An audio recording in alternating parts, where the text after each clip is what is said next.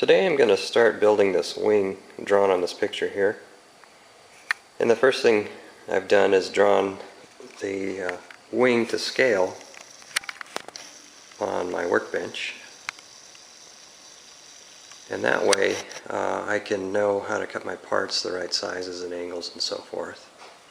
And in addition to the side view of the wing, I've also drawn the sections here full scale on the bottom, and from those I have created every rib that goes on the wing here, and the ribs are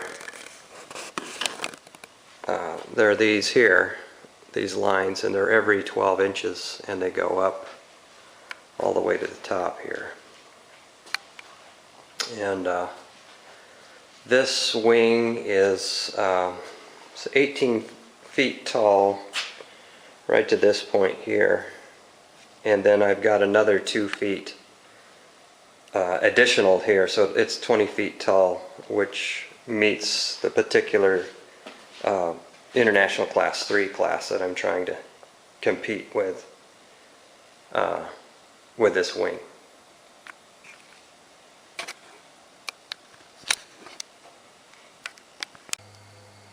What this wing consists of is the yellow part of the wing is called the main wing, and the white part is called the flap. And the main wing is this thicker section here, and it's about 25% thick, and behind that will be hinged this flap here, which is a 12% thick section. And you need the flaps to help you get going from zero, up to 40, 50 miles an hour. You really need the flap. Without it, it's hard to race at all. The main wings are your speed source, and basically the flap is the power source. One of my first tasks after cutting out the spars and the ribs, and of course doing the drawings, is to lay out the spars that go up the length of the wing, and is to mark the angles we have at the bottom here, and then cut those angles on each spar. And then after that angle's cut, slide them down and then cut them to length up at the top and at the proper angles as well. I've got my spars all cut to length and the proper angles, and this back set is for the flap, and you have two spars for the nose, 2 for the middle, and 1 trailing edge. And everything's angled the right way too, as far as the airfoil section goes. And these are for the main wing here. Next step is to start putting the ribs on. The next step is take and transfer the rib lines on the table drawing onto the spars. And basically you just make a little line with an X on what side you want the rib to be on. And you do that on all the spars. So then you can start gluing your ribs together onto the spars. I went ahead and screwed the bottom rib on to 3 stringers, the bottom stringers here. And then I went ahead and laid out the ribs all the way down just to make sure everything looked right first before I start gluing them on. And I glue them on with just a hot glue gun like this.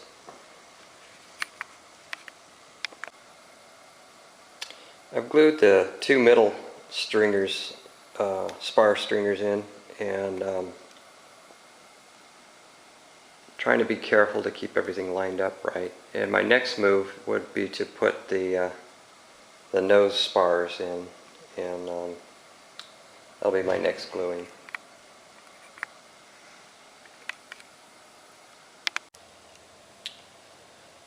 We're going to put the webs on in between the mid spars, and that will give it some rigidity. And the web are these little pieces here, and they fit right in here. It's like this, and then you center them up.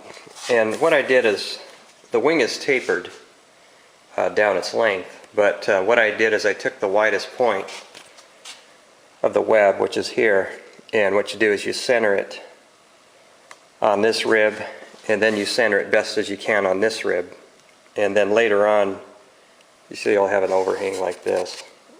Well, I'll just fasten all these, let them dry, and then later on just hit it with a belt sander and sand off all these long edges. And that will be the main structure that gives this wing strength, besides the skin. When you have opposing curves with the skin, that'll give it a lot of strength as well. So it's what I do is I have some thickened epoxy I've already put onto the spar, and I always put them on the back because it's easier to work from the back. And then I fasten them down with some 3/4 inch staples and that pneumatic stapler, and that holds it down.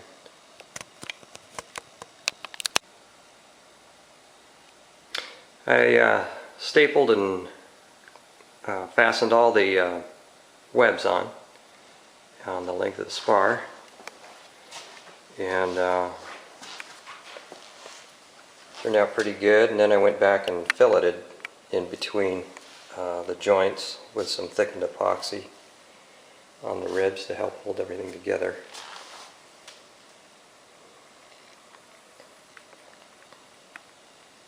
Next will be to put a 1/8 inch web on the nose here on the bottom. That'll be the next step.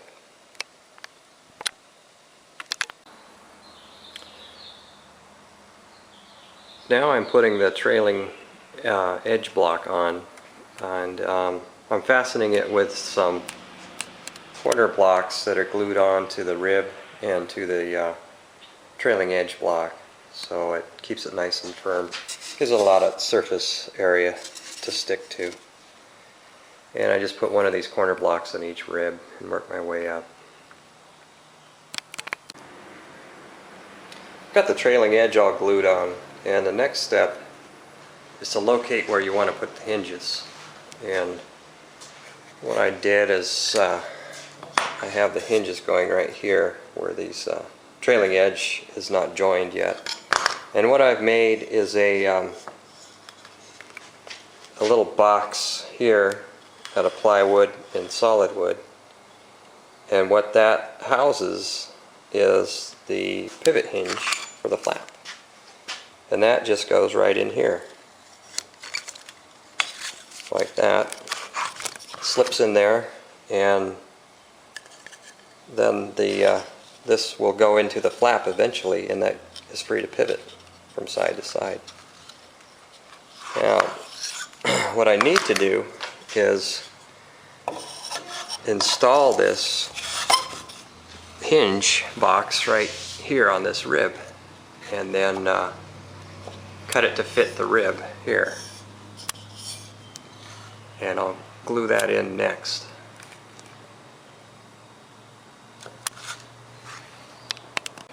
After I glued in the hinge box, I took and put these gussets in on either side, and that kind of holds everything together as one, and it makes the trailing edge block secure, and it's pretty strong this way.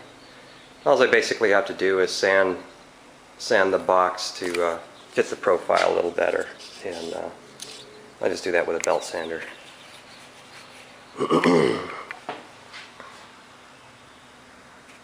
And I stuck 2 hinges in this one. Went ahead and sanded the edge here on the spar, the middle spar, and that would be the web that I sanded, because they were jutted out here a little bit because they weren't cut tapered. So that went really quick. I just used a belt sander and sanded it the whole length. And the next step now is attaching this 1/8 inch piece of plywood here to the nose, and I've got to cut the right taper first. And what I did is, these were 1/8 inch pieces of plywood, and I scarfed them together here with a bunch of scarf joints, and so I can splice this thing together. Oops.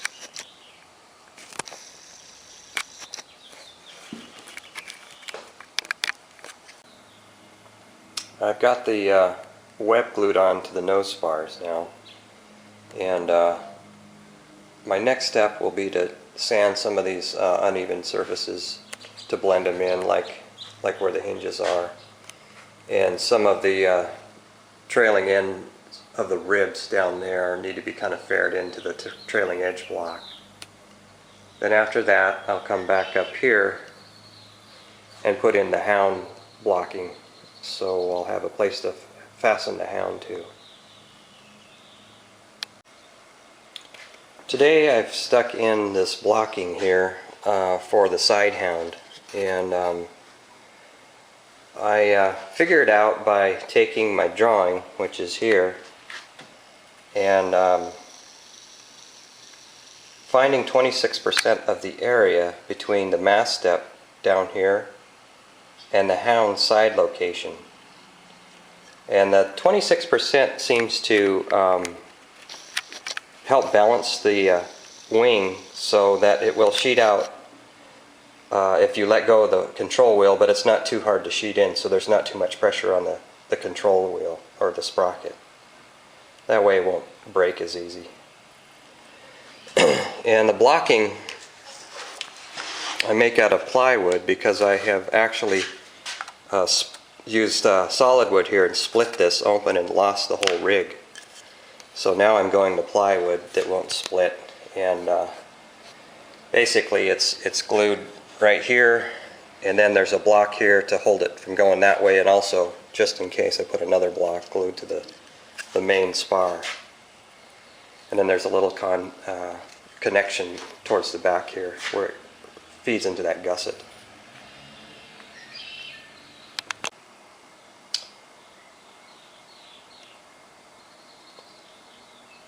I took a lag screw and cut the head off and welded some rectangular channel to it, and then cut off one side of the channel, and that will be my forestay attachment point.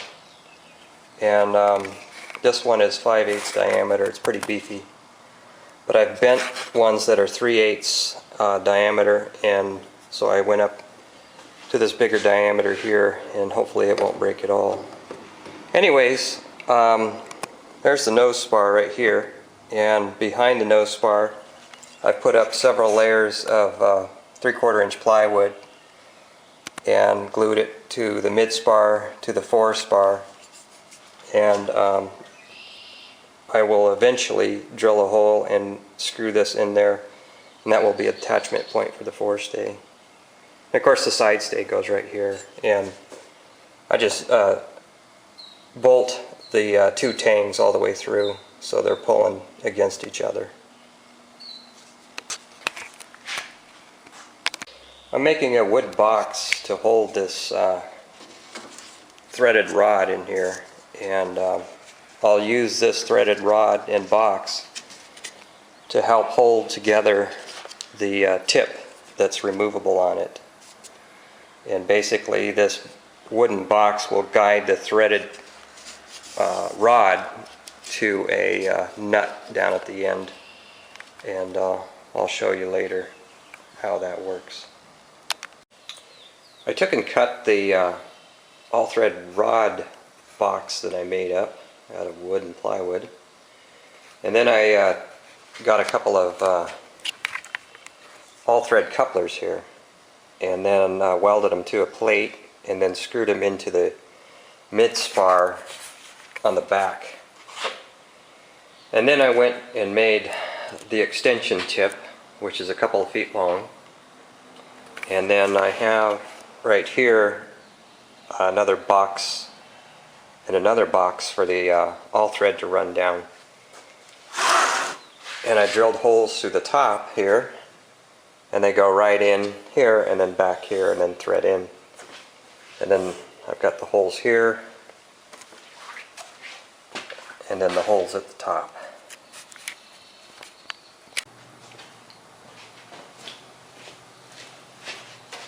And these rods, these all thread rods, slip into the hole here. And then you insert it in the other one. And it feeds it right in there.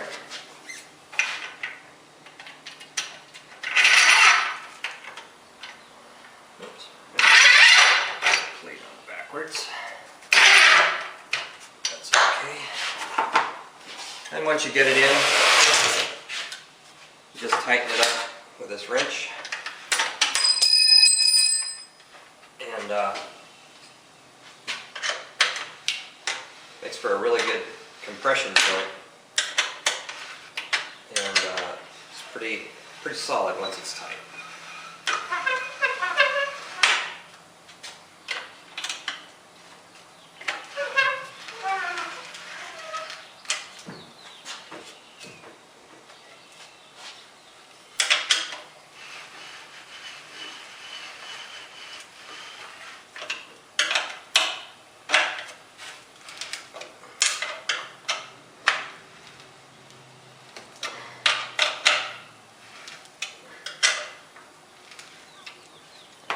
That.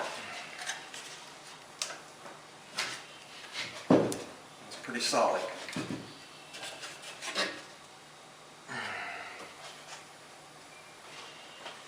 And good.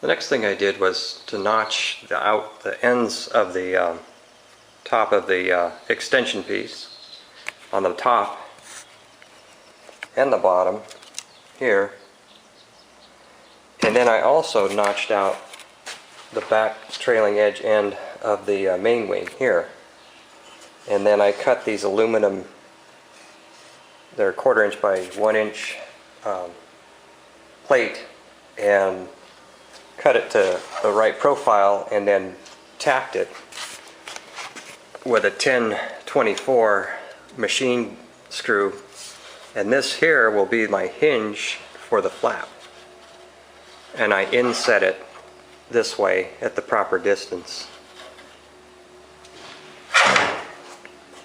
and I epoxied and screwed them in with a couple of screws. And to do that I had to put in a little bit more blocking here and here and also there. So there's a lot of little hardware things you have to do before you put the skin on. I've cut out all the skins for the main wing, and right now I'm getting ready to sand the scarf joints in to join all the panels together lengthwise. And they're an 1/8 inch thick plywood, and basically you put line spacings of 1 1/4 inch and then sand those in a straight plane, and you should have a pretty good scarf joint then. And I'm just doing it with a belt sander here. So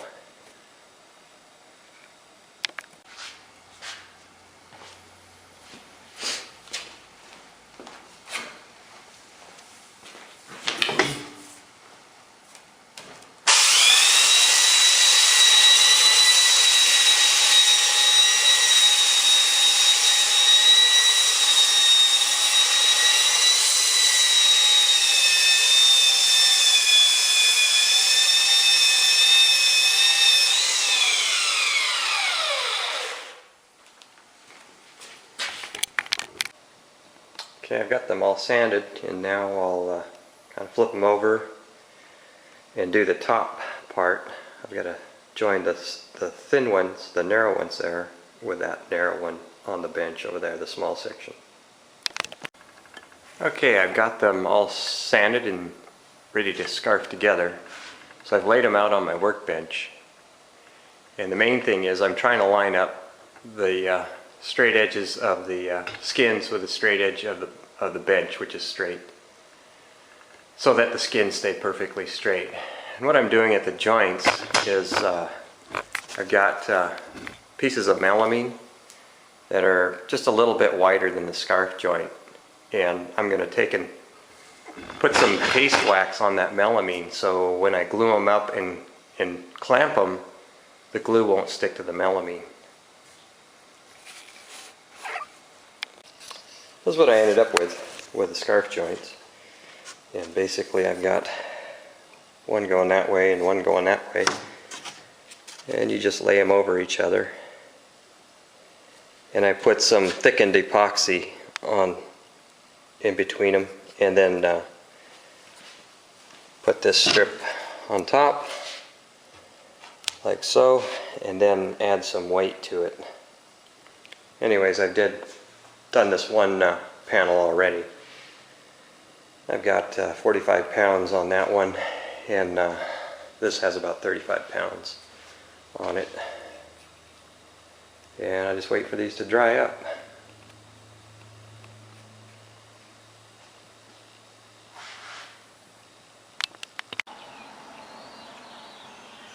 I've screwed the skin on and glued it on with some thickened epoxy.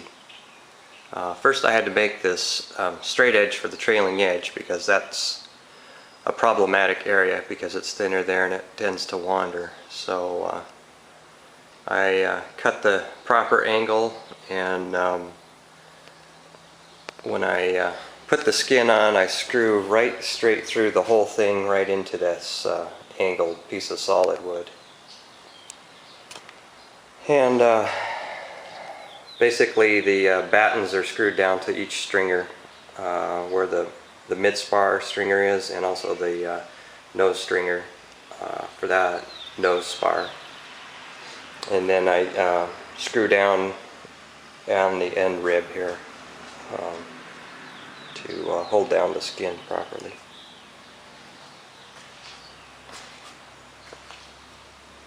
And that's how the scarf joint turned out on that one. And, next thing to do would be to unscrew it and trim it a little bit, the skin, and then flip it over and screw the other side on, and then it'll be all skinned.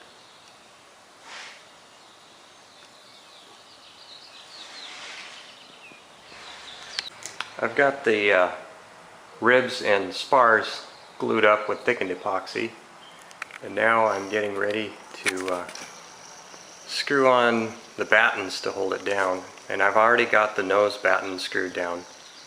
That's where you want to start, and the next will be the mid spar.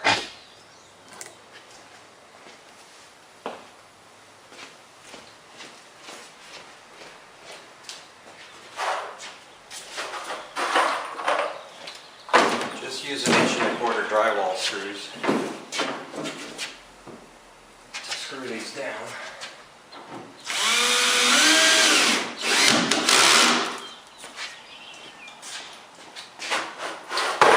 I'm going to snap the line, chalk line on here to tell me where to put the batten.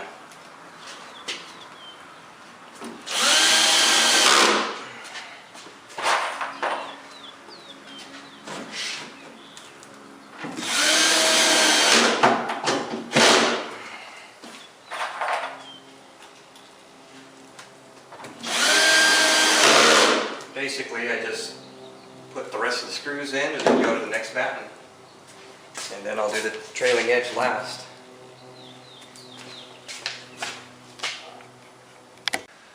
Got all the battens screwed on now, and the ends, I put these little melamine straps here, and that gets a nice pressure underneath.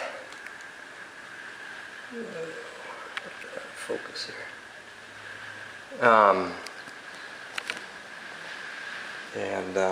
Form of it's pretty nice looking.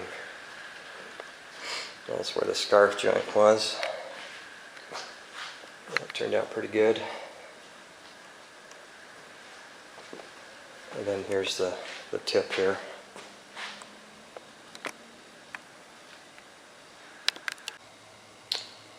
I've got the framework for the flap all done, and next step would be to sand some of the skins on the webs and then start skinning the outer skin. And that way I'll be almost up with the main wing here, laying next to it as far as progress. Now the flap has pretty much all the same framework as the main wing, minus the hinge attachments and the hound attachments, so it's a little bit lighter duty. And as you can see, the section shape I used on this is a lot narrower than the main wing down here, which has to be thicker because it's more of the backbone of the whole structure. So it has to be thicker to be stronger.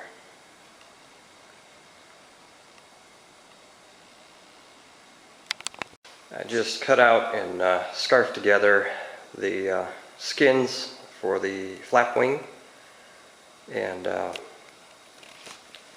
just weighting the joints with some steel bars and some weights here. And I just scarfed him here and waxed up some white melamine and glued up the scarves, and the white melamine is kind of the clamp with a weight on top of it here.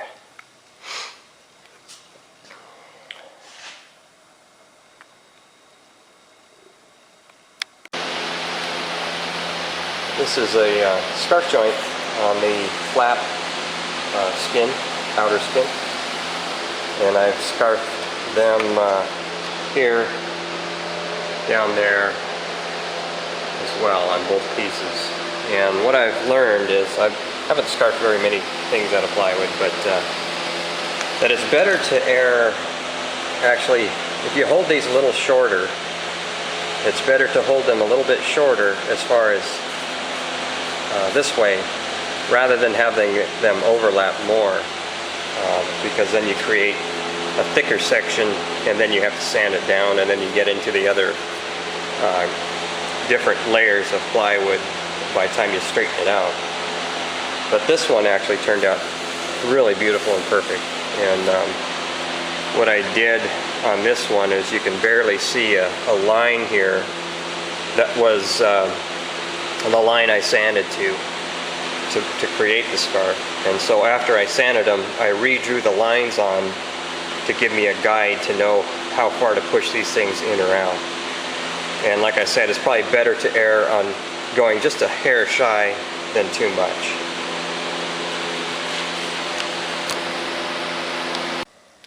Got the skin on half the wing, of the flap I mean, and it's all dry now, and I'm just going to take off the batten clamps and then get ready to do the other side. Got the flap skinned on both sides now, and the next step will be to put on the solid wood blocking on the nose here.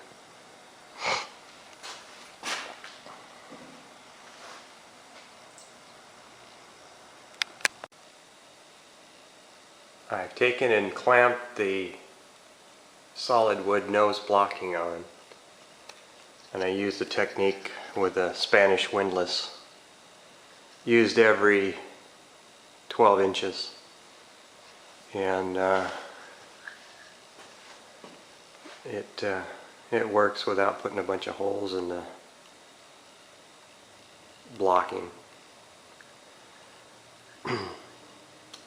This Spanish windlass works mucho grande for clampo massivio power mi jefe.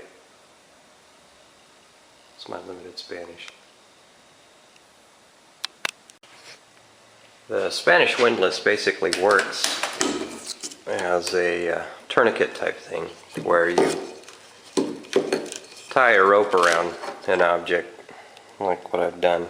And then all you do is spin this, and it just keeps getting tighter and tighter. And then what I did was I took and put a few brads through it right here and secured it to hold it.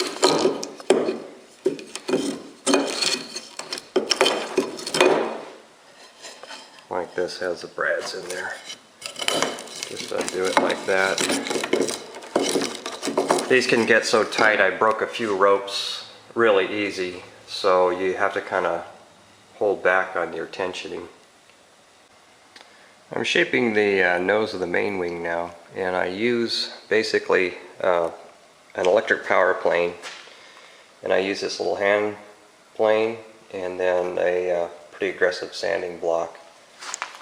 And I start off with the electric plane. I'll take and cut this angle all the way down first, and then after I've got that, I'll cut another angle right here, and I did that with a little hand plane. And then I'll cut another angle with a hand plane here, and just kind of slowly get rid of these angles, and it starts turning into a curved nose. And then once it's pretty close, then I'll just hit it with a sanding block and sand it, you know, up and over like this, kind of diagonally both ways until it's smooth. I've got the nose of the flap already done here. It turned out really well. But it takes a couple hours to do each one. It's a lot of work. Plus you got to fill the holes too. I do at the same time.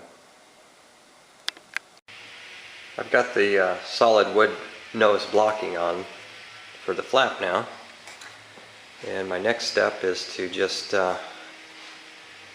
shape the nose on this and the main wing, and then I can start filling the holes. I've got the main wing and the flap pretty much done, and I got the nose all shaped on both of them, and now I'm to the point where I'm starting to get the hardware ready to put on. And that's the main wing there. And the holes are pretty much all puttied too. So last thing I have to do is to make a tip for the flap. And I've got the tip. This is removable from here to here when it gets windier. So I just have to make a tip for the flap part, and then I'll pretty much have all the parts. There's some more hinges too. I've got the wing and flap all assembled now, and go through the parts. Right down here we have the receiver that the main wing is attached to, and that receiver gets attached to this T right here on the boat.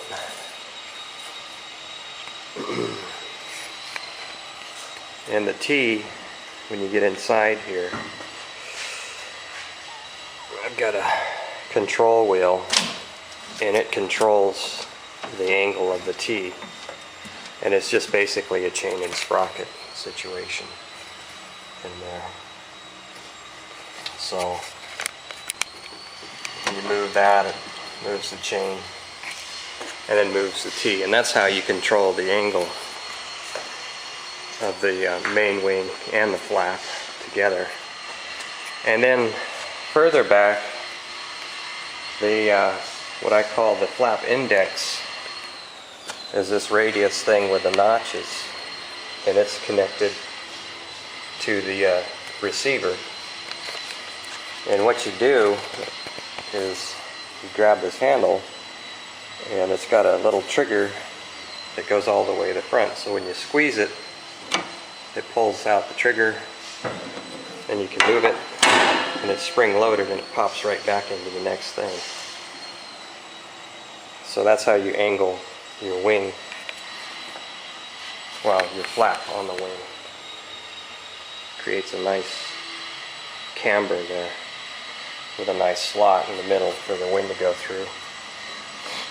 And I've got the mid hinges mounted here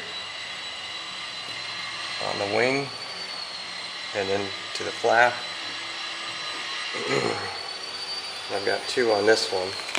And the pivot is way back up in here, so you get a nice gap in there.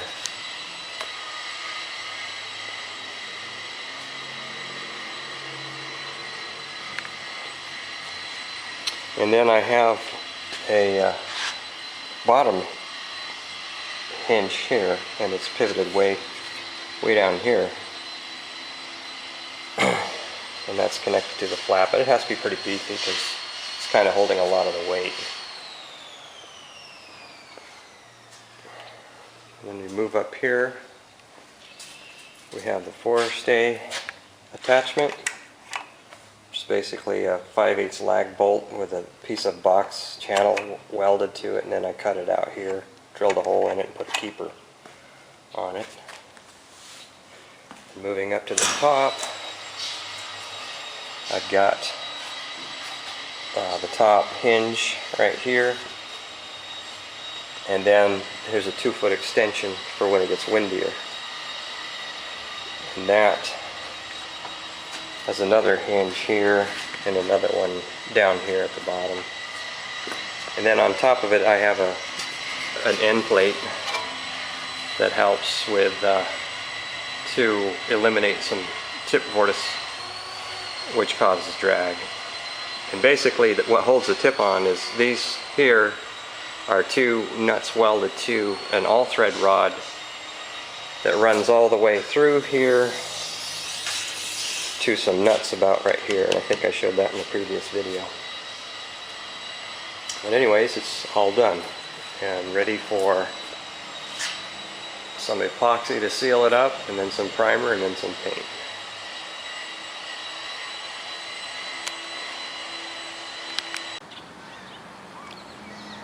The wing is complete now. Ready to go. And I'll get a close-up here.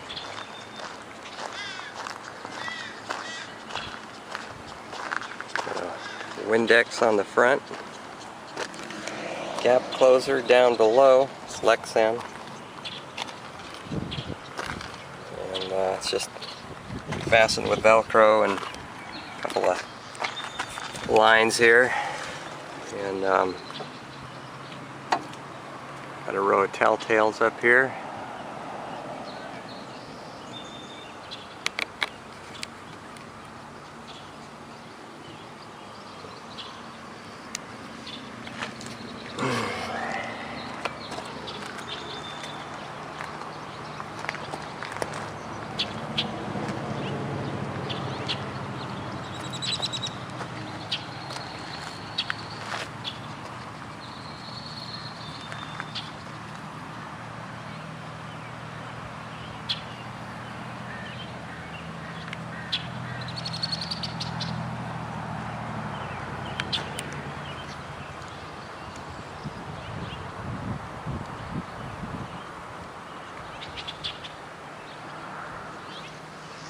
Ready to go sailing.